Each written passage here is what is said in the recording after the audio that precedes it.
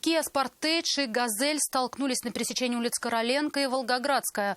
Как рассказал водитель грузовика, он ехал на разрешающий сигнал светофора, тогда как вторая участница ДТП решила не дожидаться зеленого света и стартовала на несколько секунд раньше. К чему это привело, знает Вероника Гайнутдинова.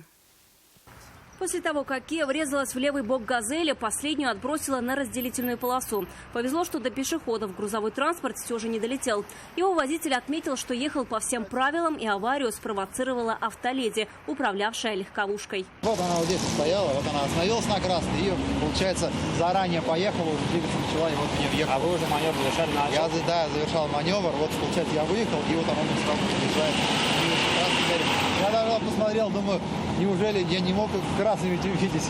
Вот, получается, я двигаюсь на зеленый и выезжаю на перекресток, а она мне в бок. По рассказам водителя «Газели», женщина признала вину. Впрочем, сама она ничего говорить не хотела. У вас зеленый или красный?